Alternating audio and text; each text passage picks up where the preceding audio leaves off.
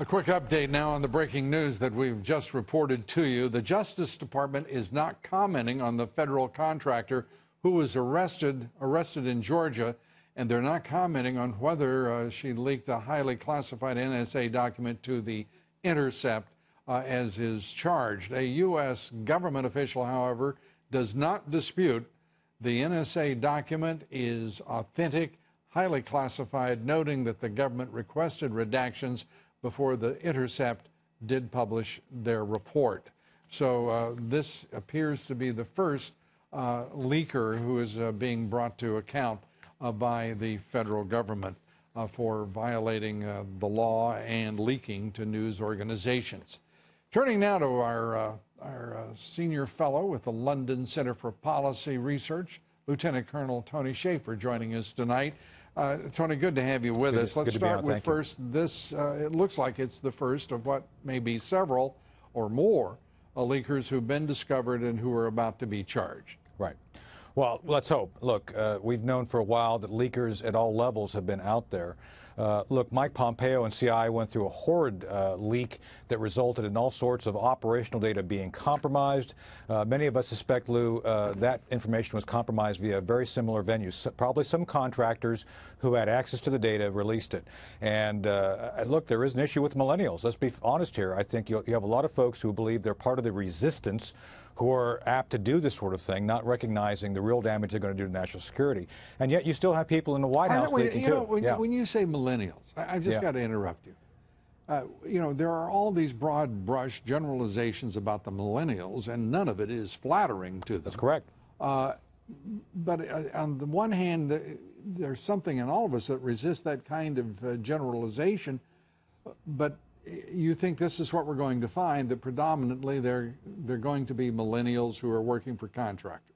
I think that's what we're going to find in some of these leaks of technical information, especially, Lou, regarding techniques and technology which have been used by NSA. And I know millennials who are outstanding. A couple of them even voted for President Trump. I think they're great people. But there's like the Muslim religion, within the Muslim faith, there's a bunch of individuals who are radicals. Well, in the millennials, you kind of have that situation, too, where you have some great millennials who do great things, but you have a preponderance of folks who are this. And by the way, the culture is pushing this way. I'm not going to help you when you've drawn an analog between millennials. Yes, I'm going to have to check my car tonight for a bomb when I go home.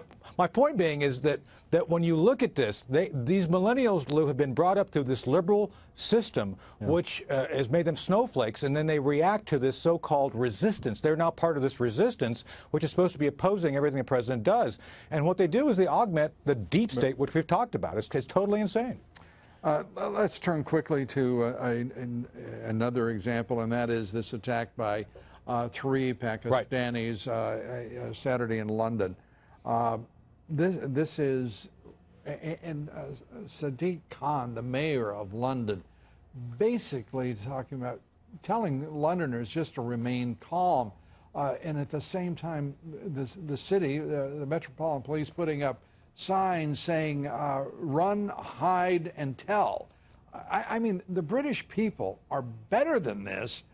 Their leadership seems to be literally horrid. Right. Well, let's start with Theresa May.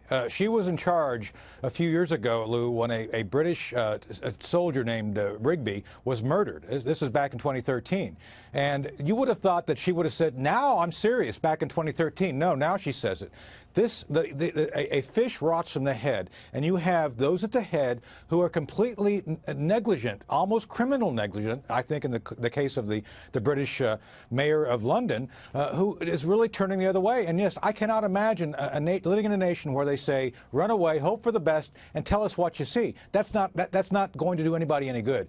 So the British have to get their act together. But this is not only happening there, Lou. We've had the similar thing where these individuals were reported to proper authorities. Those proper authorities, because they're held back by policy, I'm sure the police wanted to do something, but the policy held them back. We've seen that here, too. Orlando, San Bernardino, Boston. This is a pattern of political correctness which literally kills people. We've got a president now who says straight out. Precisely. He wants to destroy the Islamic State, and he wants to destroy political correctness as quickly as can be done.